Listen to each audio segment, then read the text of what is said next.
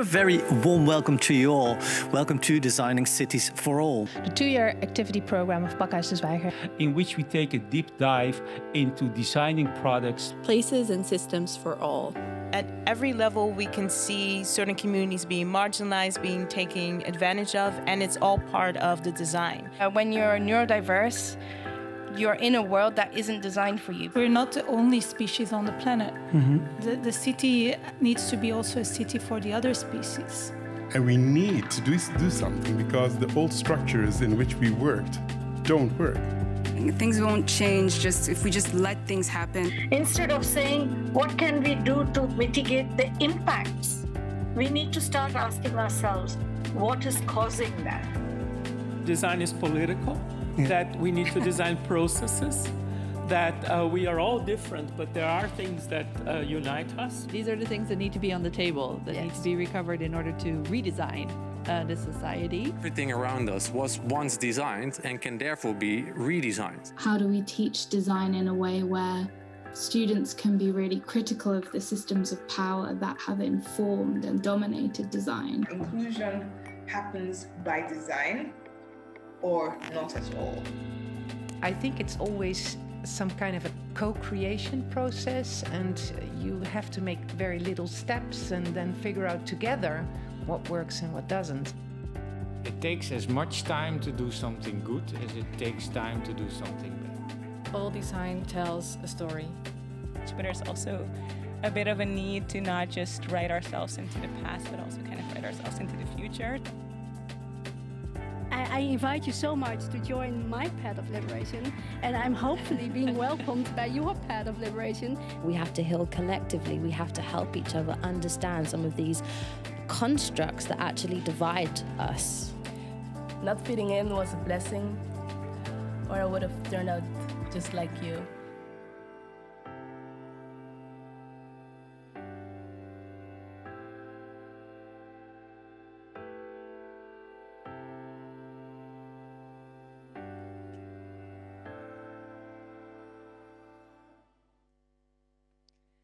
Hi everyone, welcome here. You just watched a video of the first 2 years of Designing Cities for All, a research and activities program that takes a deep dive into designing products and places and systems for all. We're so happy that you're here tonight with us now. Welcome. You're so quiet. Feeling good? Yeah? I hope you do, because we're here to create a sanctuary together. It's important that we feel good. So it's important to say that now these were the first 2 years that you just saw, and in this phase we are now focused on regenerative design together with 6 DCFA Fellows, the lovely Shinta Oosterwaal sitting next to me here, being one of them, and many designers and change makers and storytellers, artists, scientists and others. And in this third and last episode of the current fellowship, Beings of the Economy, we'll take a deep dive into imagining the future, imagining it as a sanctuary from an uneconomy point of view. These are all words that we're gonna unpack together in the next hour and a half. My name is Lindsay Beda, and I have the honor and the pleasure of moderating the conversations, and I'm so inspired so far. I'm very much happy to be a part of this myself and reflect together with all of you as well. We have 2 beautiful guests next to Shinta. We have Gilberto. I almost want to call you by the name that your parents called you when you were a child. Bertje. Marsha. Yeah, I love it too. Who's in the studio here with us. And Jolene Jolik, who is joining us online. We're so happy that she is. Yes, hi. I hear you. I hear you too. Oh, amazing. And welcome to each of you sitting here and also watching from home. If you are at home and you have any questions or any remarks, you can go to menti.com and use the code 5222-1555. And you can ask a question and we'll make sure that it ends up in our conversation as well. Okay, are we good to go? Yes, fantastic. Okay. So I'd love to open this episode with you, Shinta. You're the reason we're all here together. You brought us together. And as we said tonight, marks the last episode already of the fellowship, and you titled it The Sanctuary. And maybe I was just over dinner tonight talking to my 19-year-old niece about what I was going to do tonight, and she was, the what? The sanctuary? What does that word even mean? Well, maybe give some context to why we're working towards a sanctuary. So the whole idea of going on this journey together in this fellowship of 3 episodes was to dialogue and find a response together to the polycrises, if you will. And during the first episode, we've done so through discovering what the meta-crisis is, so what is underlying, the delusion that is underlying the polycrisis, as Jonathan Rosen beautifully put it. And really feel that pain of not knowing how to be in the world, and thus not knowing how to fundamentally change how we act in the world. And then on episode number 2, we could explore that even further in the context of a healing space. So through poetry and music and storytelling, we experienced how it is to be in the world, or just how to be, which was beautiful. A containment was created in a certain way. And now we've come to the place where we might find, or at least try to find, the contours of that response in a sanctuary, where the polycrisis might be an indication of the shared wounds. We might move towards what really moves us, from values that are maybe uneconomical instead of economical. Yeah, thank you. I think that already covers quite a lot of ground indeed. But then if we can make the word even simpler, sanctuary. You could think of it as a safe space for all life. Safe space. Yeah. Yeah. Safe space for all life. Right. Yeah. That's pretty clear. Yeah. Maybe at the end of the evening we'll find an even better word. I don't know. Nice. Okay, that's a good challenge for all of us. Yes, please join. We start as safe space for all life, and we might find a better phrase even. Yeah, and you already started, you kind of walked us through the previous 2 episodes, the meta-crisis and the healing. But maybe just to filter out even a little bit more, because I think both episodes gave us something that we can stand on today, right? For our conversation, that kind of gives us already like some head start in imagining the sanctuary. Do you agree? Do you feel there's like some things we should remember? Like, we found that already. Yeah, I think so. I think we've kind of established the pain that comes forth from our economic conduct, right? So we've seen that within society, within the living world, on an individual level and on a business level, we are seeing this wound manifesting itself.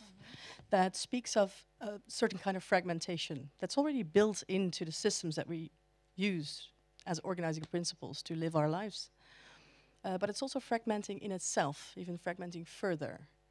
And I think that by exploring that healing space and then maybe creating that healing space together, we've addressed our desires of what we really want it to be and looked for something that is more wholesome. So now I believe we can try to call out the names of the values that we found. Well, at least that's what I'm hoping for. So we felt it already, but now we're gonna recognize it. Yeah. Okay, and we are speaking, as I said in the beginning, from an uneconomy point of view. You already explained this in the previous as well, but what does that mean for today? Talking about the sanctuary from an uneconomy point of view. Well, the uneconomy, it's not really it's an existing concept. We just called it uneconomy, so it's existing now. Yeah. No, what we see is our everyday lives. They're full of economic terms, an economic identity even. And what we're seeing, if we feel that pain of that fragmentation that I just spoke of, and if we really seek that healing space together to dive deeply into what we really value, then there's really something else underneath. It brings us to a human nature, if you will, that really wants to cooperate and really wants to care for each other and really wants to love and be loved and be safe. And there's so many more values like just and respectful and whatever there's there for you. And to move from that place and then create from that place. So we've moved down from identifying the systems, seeing where this, identifying the symptoms, and then seeing where the systems bring those outputs forward, then really going down to the stories beneath it. So the fundamental organizing principles and values. And I'm really curious, if we move from those values, what will we create? Yeah. Yeah. And we have some beautiful examples now with us in the guests that we have here. So yeah, we do. Let's go to them. But one last thing, just in a sentence, like what, like we're all here together indeed, like creating this space, like what bigger, you've already said it, but what bigger question do you hope we'll answer together today? Yeah, I mentioned that I'm hoping to discover the contours of a sanctuary. The contours of a sanctuary. And I'd like to make an appeal at some point during our program to really discover what we're going to do to build that sanctuary. Yeah. It's a challenge to all of us. Thank you, Shinta, for opening. I'd love to bring in our other guests. I already said your name, Gilberto Morisha. You are a change maker, a speaker, a social innovator, a creative, an activist, a futurist. And I know these are all very different words, but I also know it's all about the same thing. Yeah, basically. Right? Can you say a little bit about your background and also how it all comes together? Well, my name is Gilberto. I'm from Curaçao. And I technically have a policy background. So I studied policy, public administration, focusing at the intersection of international and European governance. But I've also worked for startups. I was head of impact, equity, and inclusion for a regenerative finance startup. Currently, I'm doing some work as a systems transformation consultant for a company called Creativo Design. I'm a senior fellow for humanity in action. So basically like a whole lot of titles, right? But I think the golden thread between all of them, right, is this idea that the world that we have, that we can create, and we can create a world, a new world that speaks to our deepest desires within ourselves for connection, our deepest desires for peace, our deepest desires for justice, and for kind of coexisting in a loving and healing way. And I think that through all of these specific hats that I've been wearing, today I'm wearing a beanie, I think we bring all of those aspects. I really believe in this holistic idea of humanity, right? Of individuals, that all of us are consisting of so many different parts, so many infinities, eternities within one individual. And for myself, I've decided, I'm just gonna allow myself to embody all of that at the same time. And it's often very difficult, right? In a world that kind of wants to put you in like a specific box. But how do you unbox yourself? Yeah, I think that's also the challenge, but also the drive that also brings me here to have a conversation on economics. I think the uneconomy, the sanctuary, which I really love that term, and I was telling Shinta about it because I was like, sanctuary comes from sanctus, right, in Latin, which it means holy. And I think this idea of creating a holy ecosystem, of creating a holy economic system that recognizes the divinity and the humanity and the dignity and has a respect for all living beings within it, and understands the interconnections and how we replicate and regenerate each other if we're willing. I think that's so powerful. Yeah. And so thank you for making it the sanctuary. It really speaks. And music is part of the sanctuary, right? Also, like a little bit. I know of you kind of seem to have like a running soundtrack in your head, like great songs for like the right moment. Yes. What's a good song that represents the sanctuary for you? I think we were talking about it, right? Like I think there's this song called "Sacred Space" by India Ari. How does it go? You are my favorite place. You are my sacred space. Yes, you are. Ooh, yes, you are. Ooh. You know, a little bit of music on this stuff. Many hats. Many hats, and infinity is in you, inside you. Imagine the Zuidas coming out of there, going into the offices with this soundtrack. We would create a completely different money system. Gilberto, I invite you to, at any point in this program, interject with song. Do it. Will. Yeah, please do it. All right. And Jolene, can you still hear us? Yes. Oh, amazing. Yes, I enjoyed Gilberto's song very much. Yeah, me too. Jolene Jolink, we're so honored that you could join us as well. You are a fashion designer. I'm sure many people have heard your name. An impact entrepreneur as well. And you launched your label already in 2006, your Jolene Jolink self-titled label. And it has very much grown into this pioneering brand and label that kind of leads the way for the rest of the fashion sector. Like, this is how we can make decisions, and this is how we can make things sustainable and regenerative. So I was wondering, like, is that what you already set out to do 18 years ago when you started, or is that just what happened? No, I could not foresee it, I'm afraid. But it's a journey, and I take it one step at a time. And along the way, I learned to listen to my gut feeling more and more. And that's why I'm actually quite honored to be in this today with you and invited by Shinta. And I very much enjoy hearing you all talk together because, I have never learned these kind of words, and especially not in English, but I do everything by feeling and listening to my heart.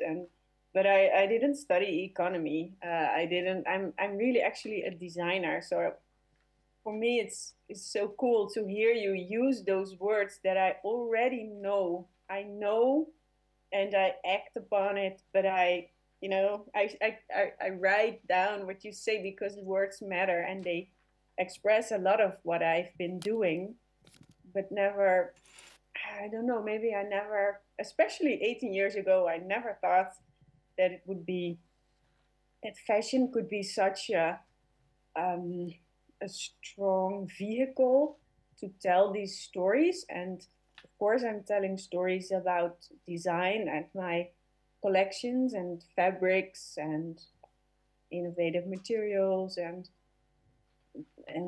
shape and color, but they also tell a lot about, if you listen carefully, I can now hear that whatever I'm telling by my means, which is fashion, is also very much applicable to a future economy with different values. And I really feel so happy and blessed that it's seen, that you invite me here, that you understand what I'm doing, and you give the words, and I think it's hopeful. Wow, thank you so much for that. And I also very much like, it feels like almost the same thing to me, what you're saying, in the words of Gilberto, unboxing yourself, right? Like, and you just like feeling your way through it, and like just like the possibility in that. Does that feel like you unboxed yourself in the process? Oh, I wrote down exactly what he said, like the many, I don't even know the exact word, but I wrote down, it's very layered in whatever I say. There's always more to it. And I don't even say by words, I say by telling other people's stories, makers, fabric, or materials. Yeah. But it's very layered, and if you can listen carefully, you can learn from it in different ways. Not just learn, okay, this is in my style, I can wear this dress, but it's so much more. And I kind of realized along the way that it's also my duty and my pleasure to do it as a designer. It's so multi-layered, and yeah, you can put it in a box. Yeah. And especially the possibilities, what you just mentioned, the possibilities. Yeah, that excites me. You know, what's next? I moved to a farm, so the possibilities are endless here. Yeah. Very exciting. Yes. Yeah, we're going to hear more about that later on. I'm also excited to hear more about it. But thank you for also giving us that clue that it's not just about the words, or it can be like what we're talking about. The contours of this sanctuary are expressed through many languages, right? It can be indeed material, or it can be how we feel. It can also be words, but it has many ways of expressing itself. Yeah, thank you, both of you, for introducing yourselves to us. And we would love for all of us here to also like activate ourselves in this conversation. So before taking a deeper dive with our speakers, I would love to give Shinta the floor to lead all of us through something. Something. Hold on to your chairs. We've grown into the habit of doing an exercise. So each episode has music of our beautiful musicians that will play for you later on as well.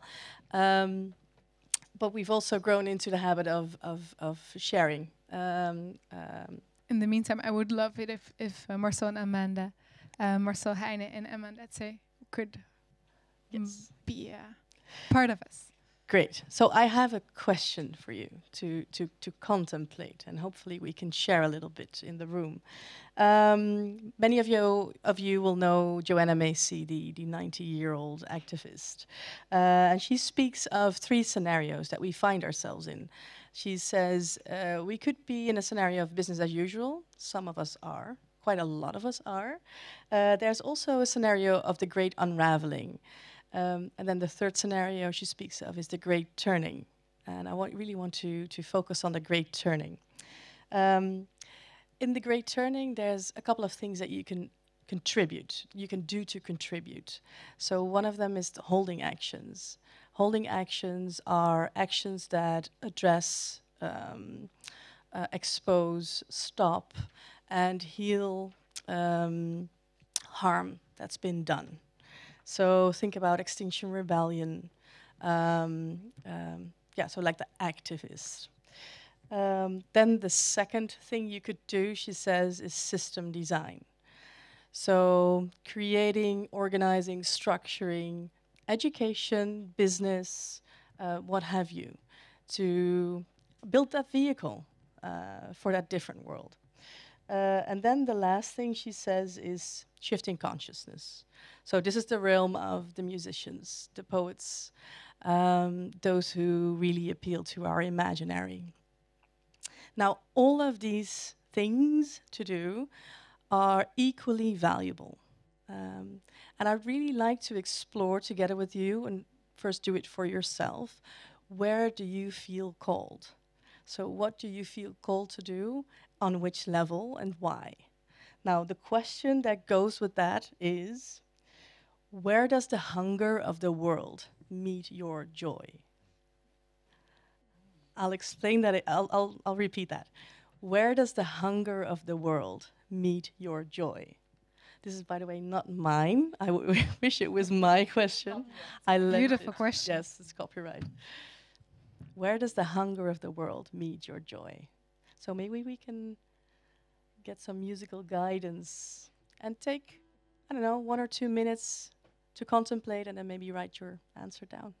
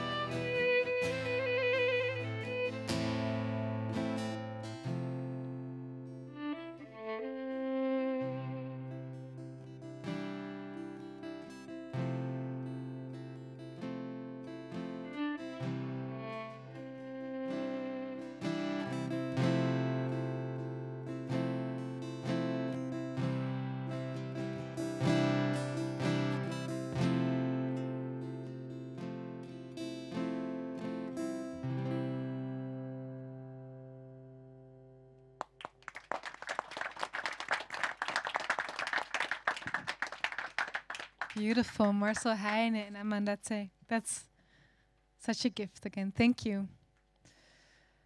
We would love to hear some of your thoughts. Who would like to share something about where the hunger of the world meets your joy?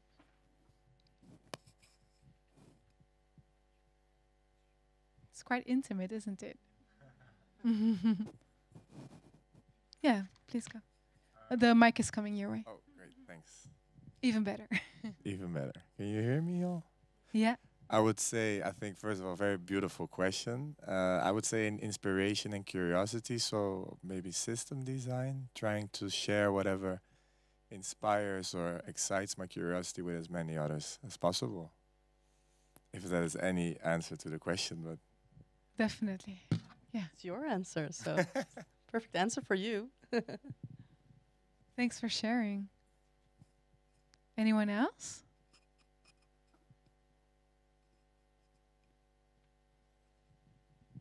You want to share? No. Absolutely not. Later, maybe. Later. Can we point someone? Yeah, there's another volunteer. You're a teacher, aren't you? Hey, thank you. I mean, I think it's a really interesting question because I think that the hunger of the world right now is that it's very hungry in terms of, I think it needs a lot of help. We're kind of messing it up. So what I was thinking is where it matches my joy is to relieve suffering and to help people, and besides people, all living beings. But then how you do that, I have no idea where to begin. Thank you for sharing so openly. Maybe one more person? Yeah.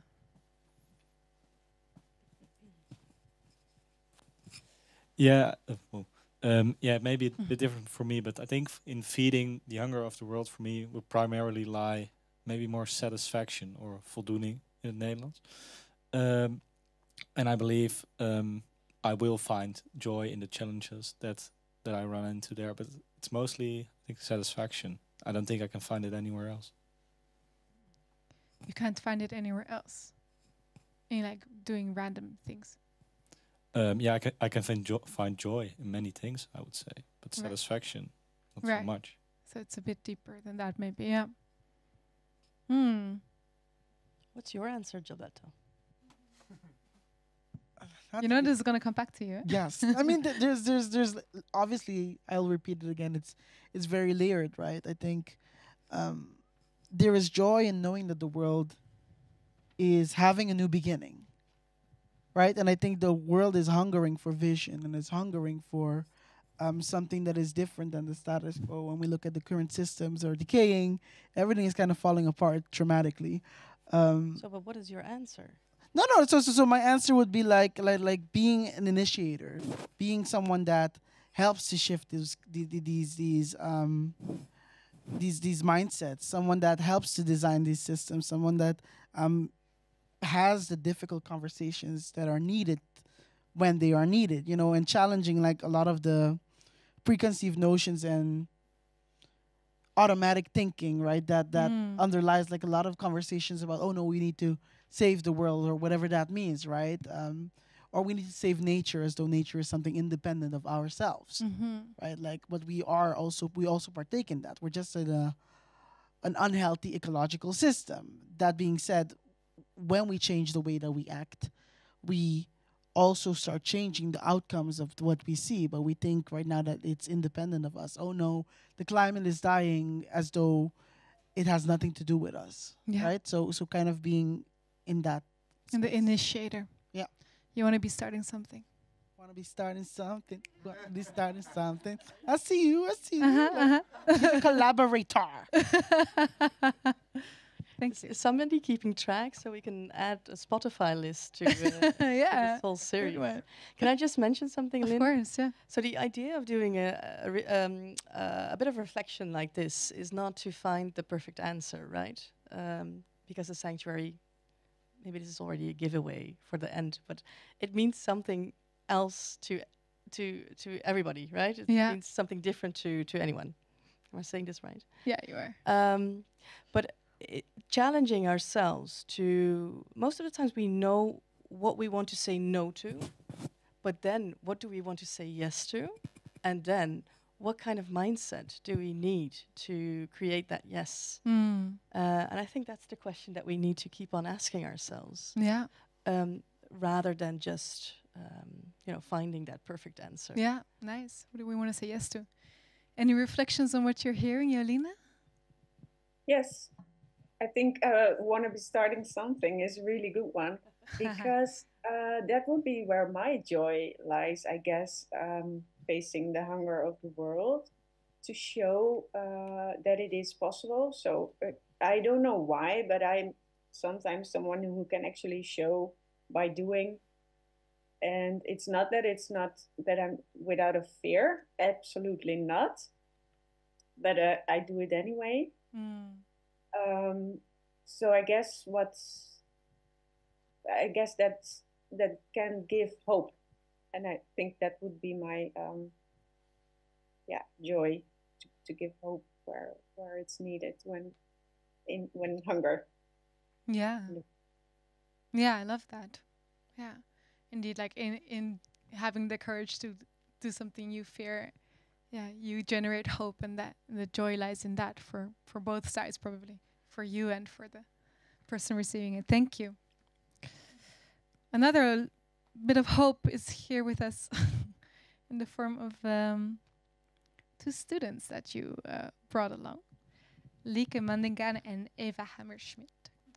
And we would love to invite you both for a little intermezzo here and tell us more about what you've discovered about this sanctuary. Let's give them a warm hand.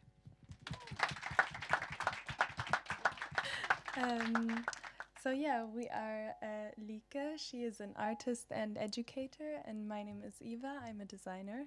We're both students at the MIBC, and we had the chance to kind of try on a lot of ideas that we speak about here in the Rethinking the Artist Economy program that was initiated by Marga Roteveel and Pauline Berga.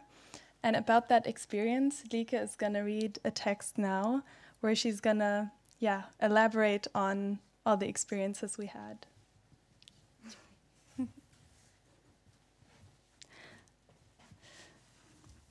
The text I'm going to read for you today is Soil, Earth and Dirt, Humans and More Than Humans on Common Grounds. And Rethinking the Artist Economy is a program from the Master Institute of Visual Cultures that my fellow classmates and I participated in to understand and rethink our existing economic landscape.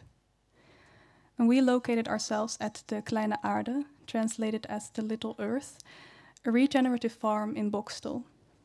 And during our residency, we tried to find local ways of living as a communal ecology or household, to relate ourselves to the global economy that we are part of. And looking at the etymology of ecology and economy, ecology can be understood as the study of the household, coming from the Greek oikos, that means house, and logos, thought. Economy from the Greek oikos, house, and nomos, rule, can be understood as the rules of the household and the systems governing them. And the question is, what kind of rules do we need to make a common ground, an ecosystem, a sanctuary, a household for humans and more than human beings to flourish? And lessons about mutual care, respect, and community had to be learned by theorizing as well as making our hands dirty. And while digging into the soil with my bare hands during our gardening sessions at the Kleine Aarde, it became clear how soil is our primary foundation of a number of vital life processes, like growing crops, giving shelter, being a building material, and providing gardening and farming work. And soil makes up the base of our ways of being. It determines our ability to formulate sustainable households. And yet, what most of us will see is dirt. the matter on which we usually build and live our lives. And human agricultural practices exhausted soils across the world, pushing populations to leave behind their homes and search for fertile grounds.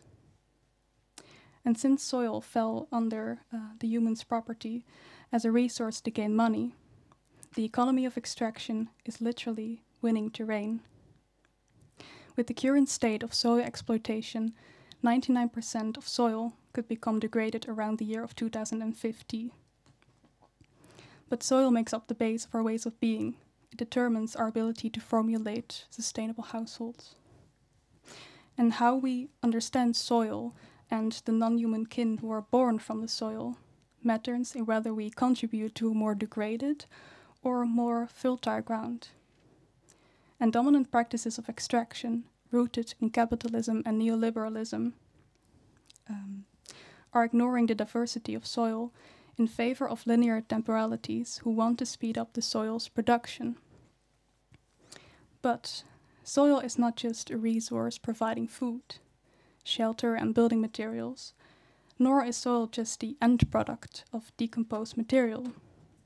Soil contains non-living beings, like sands, muds, and rocks, as well as living beings, like plants, fungal networks, worms, and insects. And in the words of Donna Haraway, we can say that beings don't make themselves. Every being is in a constant process of being and making with, also called sympoiesis. And we have to restore our understanding of soil from dead matter into living multi-species webs who are in a constant state of eating, digesting, metabolizing, degrading, and making. And being a human on this earth means that I'm related and dependent on soil, and therefore part of the soil's ecosystem. A generous amount of what we eat is produced by soil. We walk on soil and build on soil. Even when we die, we return to the soil. In our capitalist and neoliberalist realm, humans have been unbalanced interruptions in soil's ecosystem, rather than being members of the soil community. And if we want to rethink our economy, we have to change our focus from an extractive way of relating to a regenerative way of relating to soil and its kin. We have to become producers of soil rather than only consumers. We have to include humans in the ontology of soil to make us entangled with rocks, earthworms, plants, and fungi who make it, to understand our dependencies on them, but also to become responsible for their becoming and the becoming of their crops, shelters, and materials, not only as resources for humans to use, but for non-human beings as well. And in other words, by restoring soil as living and multi-species ecosystems, and by repositioning ourselves in soil making, repairing, and maintaining, we pursue to make common grounds for us humans to make households, as well as for other beings to flourish. And therefore we shaped a communal environment at De Kleine Aarde, a space where the soil, plant roots, and fungi networks guided us to transform extractive practices into regenerative practices. And now that we know that healthy soil thrives because multi-species communities, we try to also decentralize the human and centralize the community, including humans and more than humans. By deep listening, walking, and addressing our environment with care, we try to invite multiple voices to enter our conversations. Because in the end, biodiversity means life. Also, by making bread and cooking vegetables on the fire pit, we practiced slow cooking instead of fast consumerism. We all shared the bread and roasted vegetables by passing on plates, like how glucose travels through the plant roots and mycelium networks beneath our feet. And by eating in this intuitive way, we practice to take not necessarily what is available, but to take only what you need. And the next day we worked in the garden to plant strawberries. We learned how to consume in a way that does justice to the lives we take. And when you harvest from the soil, also means you plant. And those reciprocal practices of taking only what you need and giving back what you took. And here I'm referencing to Robin Wall Kimmerer's story about the honorable harvest, have conservation value in a consumer-driven society. They try to restore soil communities. And at last, the restoring of the soil also includes rest and decay. In times of urgency and crisis, it's important not to follow our capitalist economic pace to solve it, but to lean into the rhythm of the soil. If we want to plant and harvest, we also have to water the plants and gently wait for them to grow. This cycle includes rest and decay in order for the soil to receive seeds again. And that's why our residency included rest, a slower pace when we needed it, because we acknowledge that rest determines the outcome of the harvest. And our residency, Rethinking the Artist Economy at the Kleine Aarde, was our learning ground to sit on, in, and with the soil and its kin, to decompose capitalist understandings of resources and growth. The rules or systems to maintain a household, a common ground or a sanctuary for all beings to flourish can be found outside the logics of extraction or current economic landscape. They can be found in soil communities, including plant roots and fungi networks, in mother trees and compost, soil, earth, and dirt as our pedagogy. And yes, in our daily life we have to witness how practices of care and practices of extraction happen to exist simultaneously, where perceptions of soil as living exist in the same space-time as perceptions of soil and dirt, soil as dirt and dead matter for us to use. But here we are to remind ourselves of the common ground we share, to restore our relationship to the land and its kin, to restore what has been lost and broken.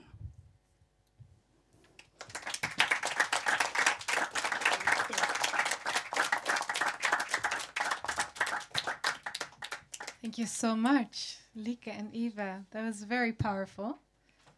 Thank you for sharing your experience. I would love to, Lieke really laid it down for us, right? Also these, down in the dirt, exactly.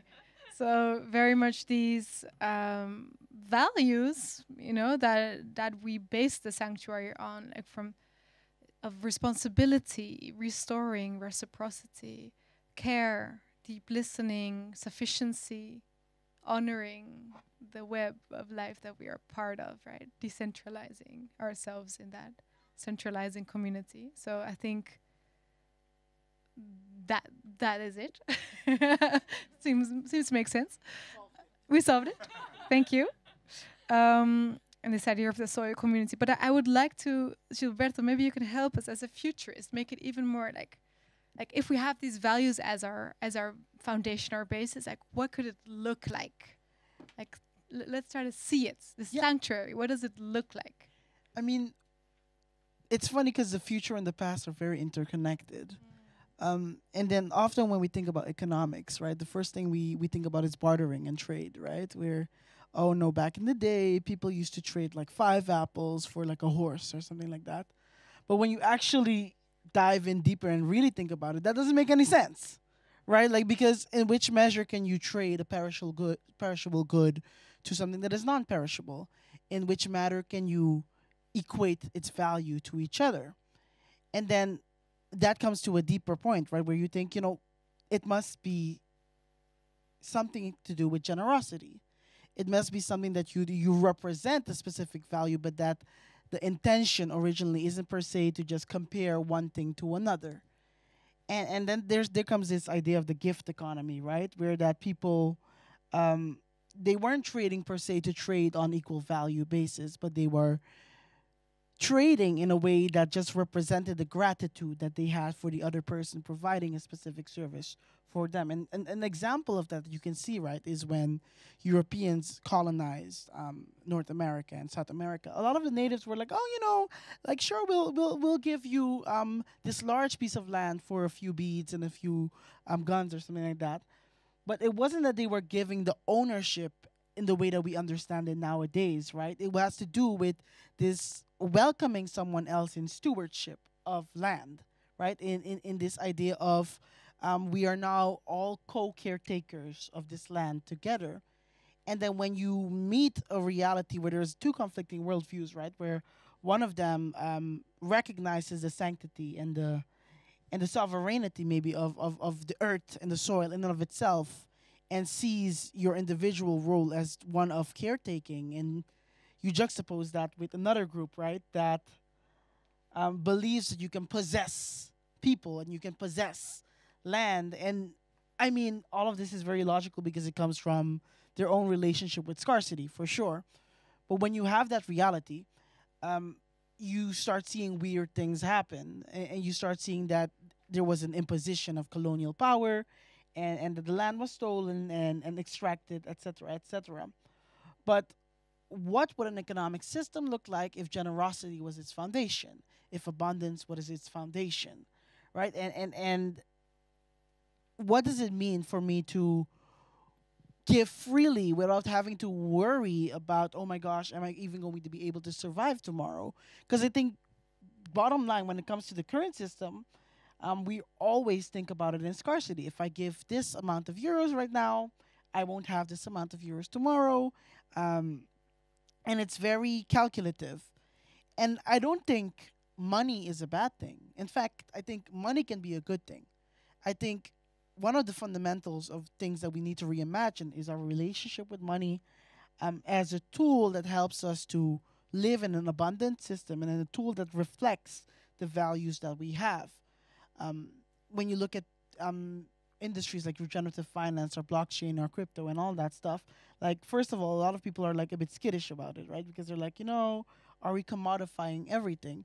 But I think commodification of our monetary system isn't inherently related to money itself, but related to the extractive and capitalist nature that we have. It's not about using something as a representation of value, but it is about believing that this representation of value is supreme and sovereign and is the end-all be-all goal of everything, right?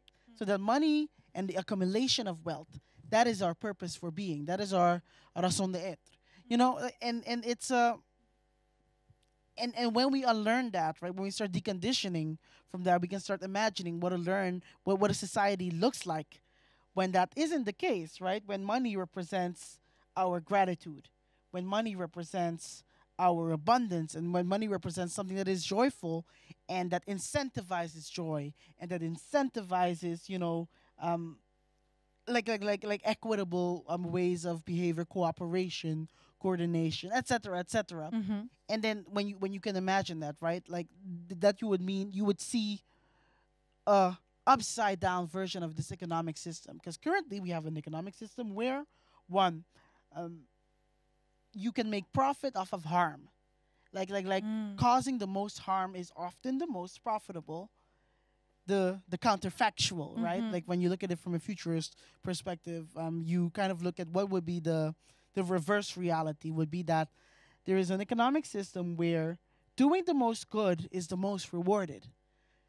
Where somebody helping someone and adding value to the planet, whether that's value based on labor or cultivating and enriching the soil or connecting with others, that value is rewarded for the value that it produces. Because we have a system where value that we produce that is not extractive is not just not rewarded, but is also often punished, right? Like if you're doing something good, then it's going to cost you something. But why should it cost you something if we live in a society where we are all freely giving and where we are all recognizing the impact that we have on each other's lives? Yeah. So these are just some few tops that are just a few things. Yeah, do you think about? Yeah, a little bit of something. Yeah, fantastic. Thank you. I would love to bring in Jolene at this point as well, because, you just told us you moved to a farm, and from what I know about it, it's a very good example that fits into this future that Gilberto is sketching for us. Can you tell us a little bit more about that, just in your words? Yes, I'll try. But I have to say, not just Gilberto, also Lieke and Eva actually told my story. Perfect. Yeah, so I'm done. So good night. Okay, good night. Thanks for joining. But once again, I'm really impressed that, I mean, they're students and it was so well put and so wonderful. It touched me very much. And yeah, I feel, yeah, I don't know, I feel a lot, and I really want to reread their works if possible. Please send them to me. It would be greatly helpful. So yeah, I think for me, connecting to soil was a necessity, and that was why I wanted to move from Rotterdam to Overijssel, to a village. And yeah, you can see in the back, I can see them, and they make me smile. These are my chickens, and I never knew I would love chickens so much. Can you believe it? I'm a fashion designer, and especially when just listening to Gilberto, I'm so aware that it's not about money. It's like I feel a connection now to chickens. Can you imagine? It is so much about connectedness and how that makes you fulfilled. And of course, we all have to make a living. And I'm really blessed that I can do it in this way. And I still love fashion, but I'm so excited about what other things I can address using my skills as a designer and working with materials. And look at my sheep, I mean. You're so cute. And they have character. I mean, especially that one in the middle. It's amazing to see every day the littlest, smallest, everything is so intelligent in nature. And yeah, so this was a personal wish for me, and I knew it would be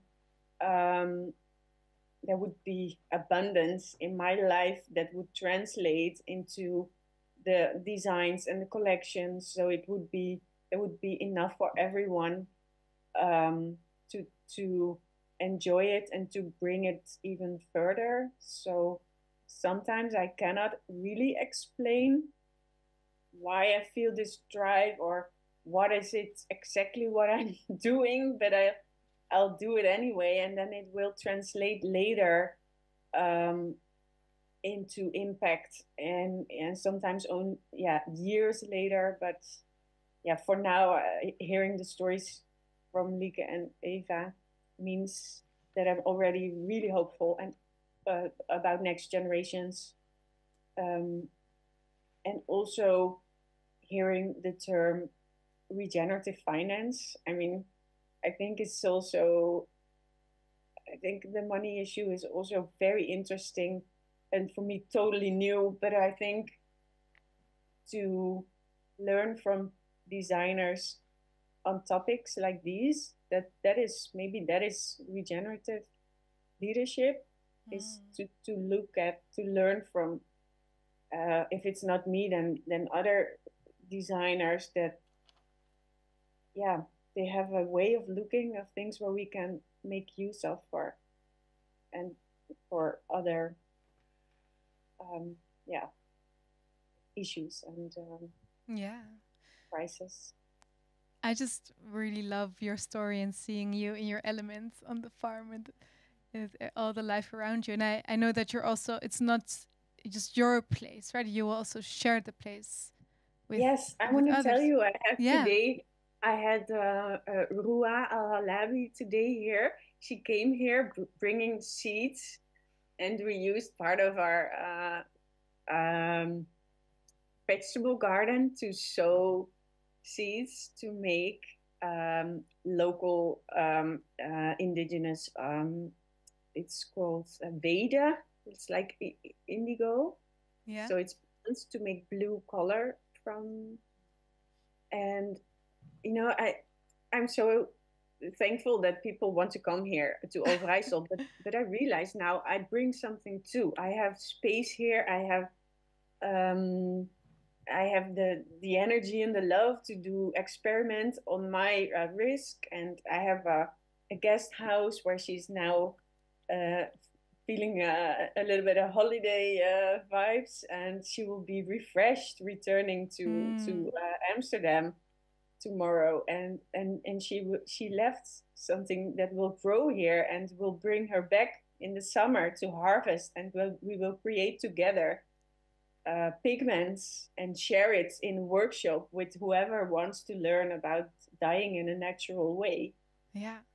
And the picture in the back here, you can see me working on flax. I'm going to sew flax to make flaxseed, yeah, linen fabric. So the linen project is helping me creating my own flax field, and it's so exciting. Yeah, very exciting. And also just hearing you know, you followed your own heart and where you wanted to be and connect to the soil, and then this multiplier effect of what that will do through your designs and through like the space that you create and everyone that you can bring in and that can learn alongside you. That's very inspiring.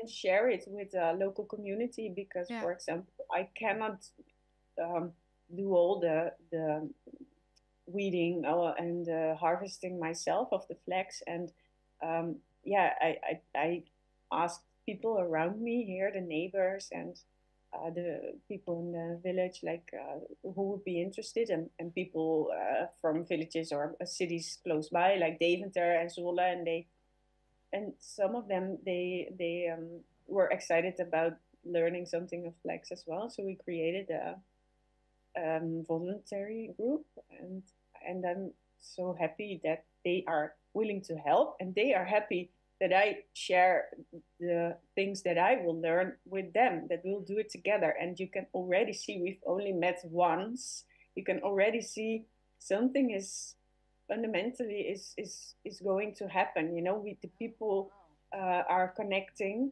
and learning together and doing something together, and it doesn't really matter anymore what your profession is or your age or gender. And you're unboxed. We're unboxed, and we're just so focused and excited to work on the soil and flax and natural materials and to learn from it. Yeah. Thank you so much for sharing this. It's so cool. What a life. Wow. Yeah. And that's one way of you just like follow you have this feeling, and I want to live on a farm and I want to connect to the soil. And I want to ask you as a last question for now, like, what are more ways that you see to just get there? And both of you actually, and also touching upon what you said earlier, this role of decolonizing, you know, like, because that's like a big thread that we've seen. So what are some of the ways that we can just engage in this shift? I mean, I can start, I guess. So there's a lot of examples of this. I think what Jolina gave us is such a beautiful example of this is how the new economy should work, right? But currently, when we do all of this stuff, it comes at a cost to us. And then in our new economic system, things like this should be rewarded. You should be rewarded. You should be able to exist because you do things like this. I think in the current economic paradigm, we're like, oh no, but we still have to do something. Oh, you have to have a normal official job. But this is work. This is work that is intentional. This is work that is connected to well-being, but also connected to the land and connected to community. It can't be that easy. It can't feel that good.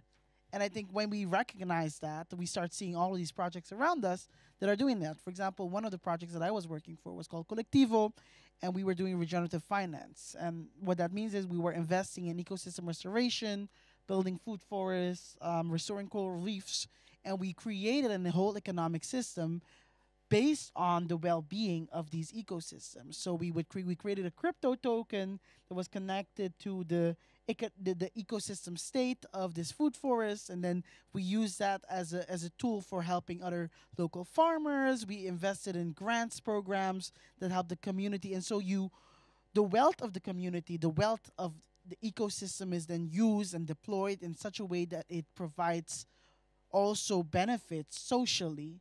So our ecosystem provides us benefits often for free. right? Like, I think that's one of the things that we have to recognize is that the sun is a given. These things that we nowadays we call them ecosystem services, right? We're talking about the bees, we're talking about soil health or the waterways. These are things that are given to us generously by nature, and we don't recognize them and we don't value them because we take them for granted. And this is why I had this conversation about money, right? Because in our current system, we only value things that we don't take for granted. And that says something about our reality where things that are good for the planet are totally not valued because we're taking them for granted. So we're okay with something destroying the environment because it is what it is. At least it's not worth like our hard-earned cash. But then when you come back to the soil, right, like that's where we come from, that's where we're all going. Why do we not put it and give it the value that it deserves and embed it? And there's a few other projects that I've seen. For example, there's a UBI project, I think that's super cool, called Glow Dollar, that is kind of leveraging the usage of like transactions. What's it called? Glow Dollar, Glow GLO dollar. And they basically are created a universal basic income program for people in the global south. And they're leveraging the capital in such a way that it serves the needs of people that need it. Yeah. And I can name like 10 other examples. Yeah. I think it's kind of piquing your imagination that our reality is more vast and broader than what we think is possible. What we think is possible right now is bounded because we've always been accustomed to everything having to be degenerative, to everything having to be destructive or extractive. And we're just like, oh, we can have a little bit of profit and also be good for the planet. But no, actually, profit should be good for the planet too. Point. It can be the same thing. Yeah. It's not a separate game of like, profit, planet, people. No, but it can't be our profit is good for people. Our profit is good for planet because that's what the word means. It's good for. Yeah. It profits. Yeah. We have a song for that, or? Do we have a song for it? Money, money, money, money. It's all about the Benjamins, babe. Yeah, indeed. Shinta, anything to add on the way to the sanctuary? Yeah, I'd like to draw the attention to it. This poses a grand challenge, right, to us. So the linear thinking. No, let me start first. We're all born into this system. So you spoke about everything has to be degenerative. Well, a lot of people don't think that way. They're just born in a system that is regenerative, that has mechanisms that take from the earth without having to restore anything. We're not being appealed to those wholesome qualities that we hold inside, through which interrelationship between humans and non-humans is logical. So no one really, appeals to that skill that we have. We learn it on TV when we're kids, right? Like so I mean, like in all of these kids' TV shows, right? The values that we learn in kids' TV shows are very wholesome. It's about sharing, it's about collaboration, it's about being kind to each other. And then suddenly, when we're adults, we're like, actually, no, it's about killing and so there is a shift that happens in childhood that we are taught what is actually good. And then suddenly we're like, oh no, but the real world doesn't work like that. That's all BS that we told you as a kid so you can feel good about yourself. But actually, that should be the reality. And I think we have to have the courage to divest ourselves from thinking that the world as is now is the utmost utopia of the world. It's the best that we're gonna ever get. It's not true. It's not true. And when we let go of that, right, then we can start thinking about these new realities because then our mind is not bounded by something. That's oppression, right? It's a very colonizing mindset. Shinta? Sorry? Do you agree? Yeah, so that's the whole idea, right? So we're born into this system. And a lot of it is very unconscious to us. We're not aware of how it works or how we act within this system, and thus not aware of how we can act maybe without it change or beyond it. So there's this grand challenge that we're now facing by even speaking about the sanctuary and speaking about this, is to move beyond our linear thinking and really seek for a post-materialistic state of being or an economy, as opposed to a materialistic state of being or an economy. And the only thing the only way I think we can really start to address this is by going back. We've moved a bit downstream already, but by going back to the story that Lieke and Eva shared with us and how that made us feel. So to me, that was something that I could really lean into. Yeah. And I thought, oh wow, this is what I want to. This is what my life. I want my life to look like or feel like, or this is what I want to be doing. Now, by saying this, I'm also acknowledging that, for example, Jolina has made really difficult choices, and maybe not so consciously because maybe she follows her intuition. But I was really keen on hearing, you know, what are the most challenging issues that you might have faced. Yeah. Now that's one thing. And then another thing is that I think what we really should mention as well here is that it's not per se a Western thing to be able to think about the sanctuary. Because when Jolina obviously not, yeah.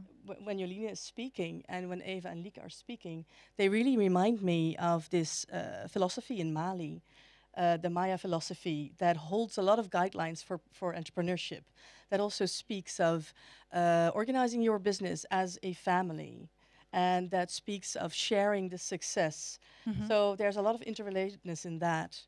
And then in Indonesia, there's Ruang Rupa, that's an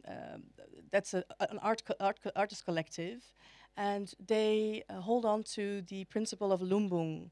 That is the place where the surplus of rice is stored for the whole community to share when there's need to, and then to share amongst each other. And so there's many principles that we can already identify. Yeah, exactly. It's already there. Pockets of it are already there. So many. I want to give the chance to one or two people to also ask any burning questions that might remain before we close. One question here. I think there was one in the back as well. Yeah, I know that's not the topic of today. It was the topic of the previous session, but I'm still going to ask the question. It's about the healing space and what role it plays in the sanctuary, because I think healing is a constant process. It's not something we do and then we're okay and then it ends and then we have a perfect world. And my question is, I think, how do you bring the healing space in the current economy? So in the organizations we work in. And I'm going to ask you to keep it brief. Okay. So, tell us. Wonderful question. I love this question, and I am so on board with this idea of it being a continuous thing, the healing. So sometimes, to keep it linear though, sometimes we speak of the old economy and then the new economy, right? And then sometimes we also speak about a place in between, which is often referred to as the liminal space. Now, I've been studying this a little bit. What is that? And what happens there in that liminal space? Now, we can all imagine, like being in between jobs, for example, could be being in a liminal space. But I really loved Joanna Macy, again, her essay on Emergence magazine, where she uses the metaphor of meeting the Buddha Ashkobya in that liminal space. And he holds this mirror. And in the mirror, you can only see radically what's happening. So you can't, you see clearly what's happening. So I was thinking, maybe this liminal space is not an in-between space. Maybe this is this place where we always have to go each time to check ourselves in a mirror and to see if are we using our compass right, and to reflect and take time to radically accept what we're seeing, where we've come from and where we want to go. So I would say, I would place it like that in this whole idea of transitions. Thank you. It not being linear, but circular. Yeah. Always. Yeah, beautiful. Yeah. One last question in the back. There was one already, right? You had a question. Can we have the mic? Yeah.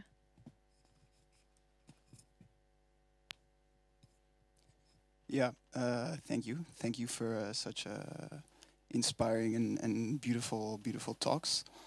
Yeah, I couldn't help but notice that it seems like the theme of nature as a teacher kept coming up, where we say that going to the soil or moving away to a farm and connecting with nature is in a deep way how we learn to reach for these deeper values that may allow us to be regenerative in our ways of being. So then that brings me to the question, because the name of this talk is Designing Cities, and cities are not necessarily what we where we go for nature. So then, what is then the role of cities if we're saying that connecting to nature is how we learn to be more regenerative? What is then the role of the city to play in this? Yeah. Who would like to respond to that? I mean, I'll start first, I guess. I think then you're the only one, probably. Given time.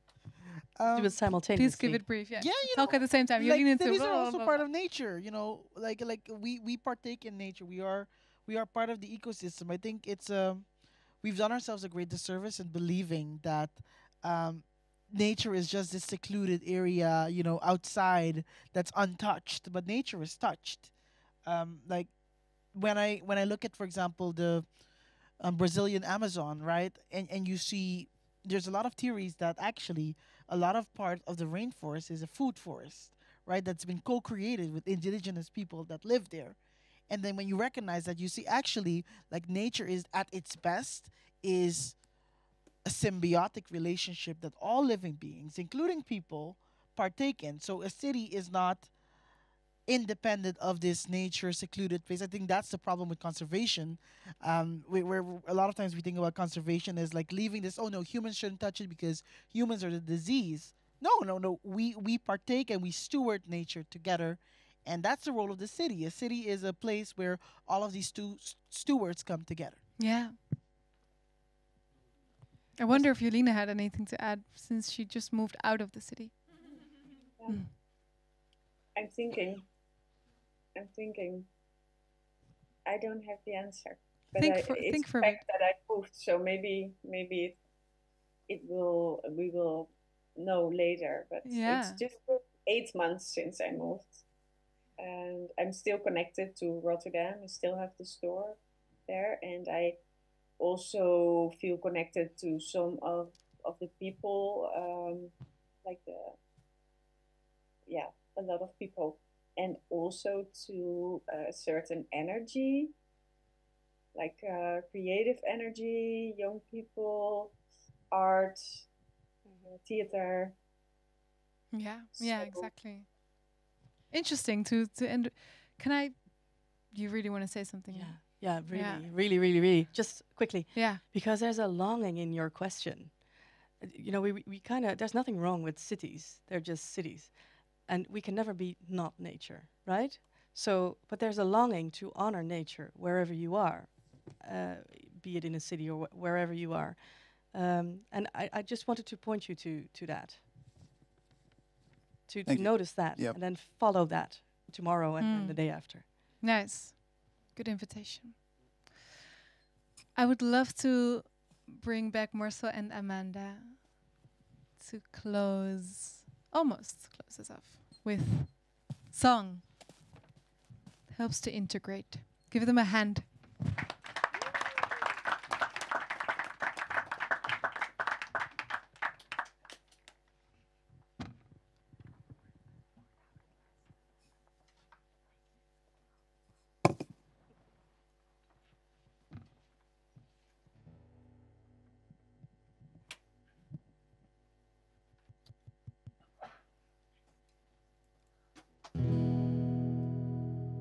Waking up to daylight,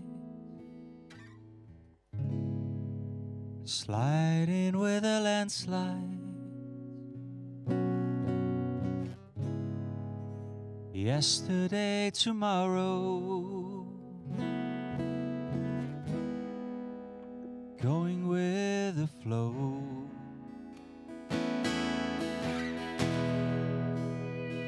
Ringing in the new year, don't know how it got here. Got all the information, more than I need to know, for all the time that I've been given. Still need to learn to live in the moment.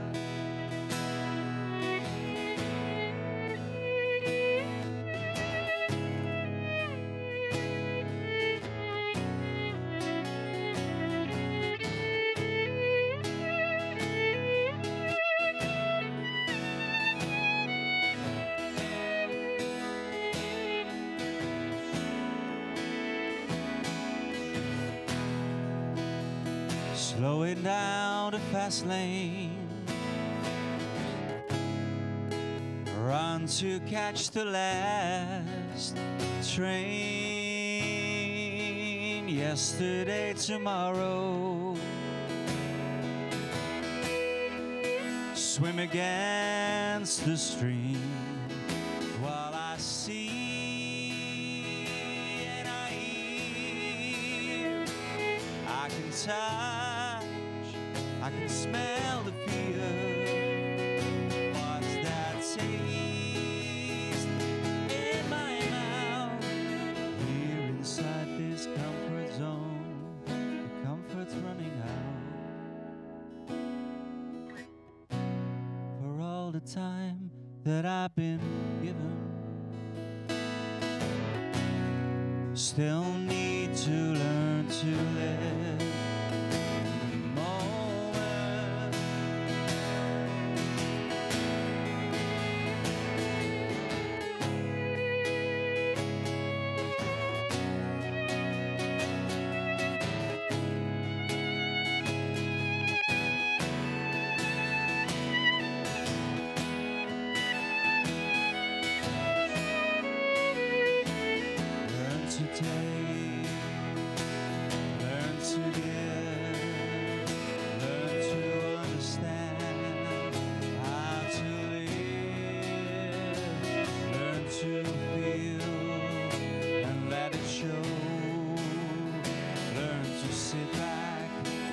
Things grow.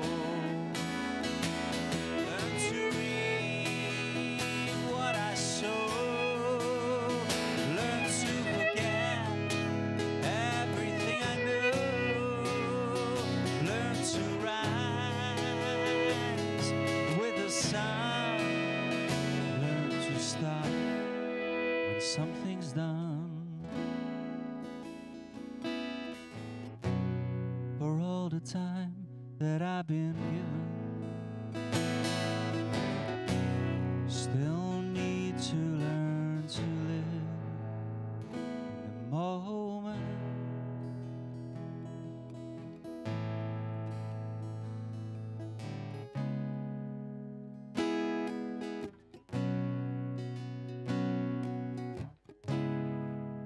Yesterday, tomorrow, going with the flow.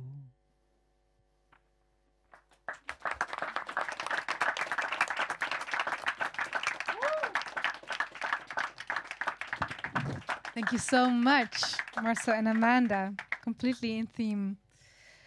All right. We've reached the end, not only of this episode, but of the fellowship, Beings of the Economy. I'm curious. It's always difficult to, in the moment, to come up with something, but like a takeaway. What do you take along from tonight or from our conversations? Yeah, it was such a rich exploration, right, of the realm of uneconomy, of sanctuary. You know, what I'm really learning is to be really modest about this work. It's not up to me or anybody else to tell what it is, but it's really to point to where it's already emerging, and then being touched by it, and then, you know. Nice. Yeah. So that's a shift from. Yeah, I love that. Turn towards it and be touched by it. Yeah. Point to it, turn towards it and be touched. Yeah, yeah. You're feeling it. I want to ask you, Shinta, also how, because indeed this is part of your ongoing exploration and your work and your research, and how can we remain part of that somehow? Yeah, that's a really good question. I've been experimenting with Instagram, setting up this account that's called Beings of the Economy. Okay. So I'd like to further build on that. I'll be, publishing essays and articles and everything. So I don't have the answer that is most actual, that is most from the now, but this is already there. Yeah. Yeah, yeah. And as a last, remember that question we started with? Like, what is the sanctuary? We said the sanctuary is a safe space for all life. As a last question to our speakers and whoever wants to answer it, if you would finish that sentence now. A sanctuary is?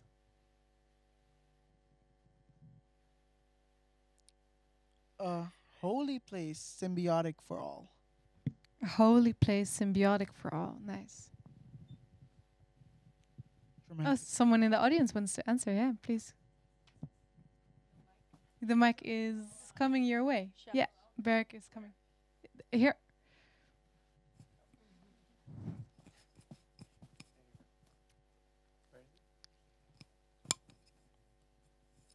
I'll be brief.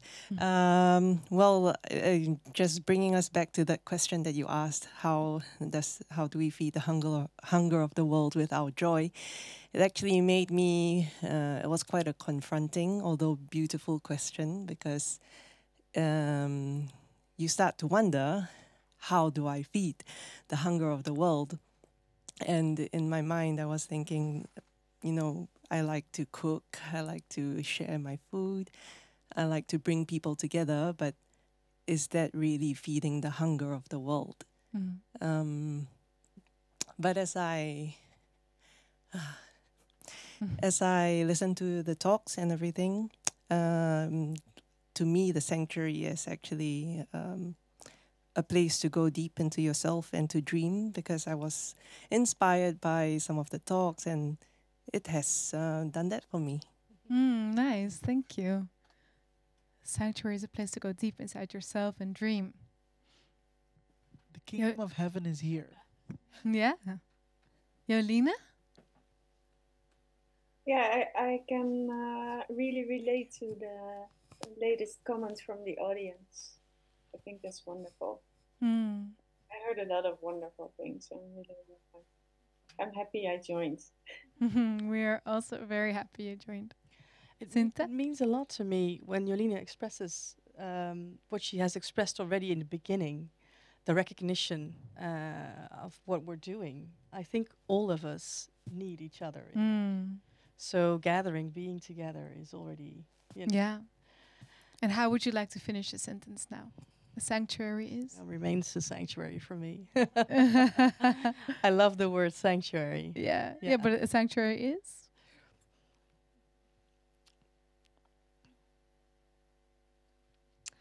There's no other word that comes to my mind.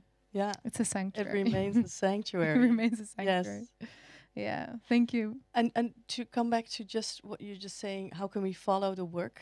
I think that if anybody feels called to put something out there with all of this, then get in touch, please. Yeah. So we can create together. Yeah, that sounds like a fantastic open ending. Yes. For our fellowship. So if I may resume, I mean, we've been, again, on quite a ride the last hour and a half, right? But I love this. What really stuck with me as well is like, let's treat the world as if it's holy, because it is, right? It is. Can you sing holy? Thank you. Yeah, and what might it then look like? We spoke about this, like recognize that we're part of the soil community, that we're co-caretakers. Look like a bunch of unboxed people that, you know, match their joy with the hunger of the world, and then hold action and design systems and create new imaginaries. And that you profit from that, you know, like from being good and from doing good. And what like a lush and rich and abundant idea of just feeling connected to yourself, your deepest self, to your community, to the land. Isn't that what we all crave? So thank you so much for being part of this conversation. And of course, it also doesn't, I mean, this part of the fellowship concludes, but the next fellowship will start at the end of April. So mark April 29th in your calendar, when we will start the first episode with Shibara House. It's a community platform in Tokyo. So that will be about urban development through community building. Yeah. You can also become a friend of Pakhuis de Zwijger. These conversations and spaces will always remain free, but you can support and think along by becoming a friend. If you want to, then you can scan the QR code and become part of that community. And for now, just thank you so much for actively being here, being part of the conversation. Thank you so much, Shinta, for bringing the inspiration and all your thinking to the table and having it enriched and being so open to. Yes, let's give you a hand.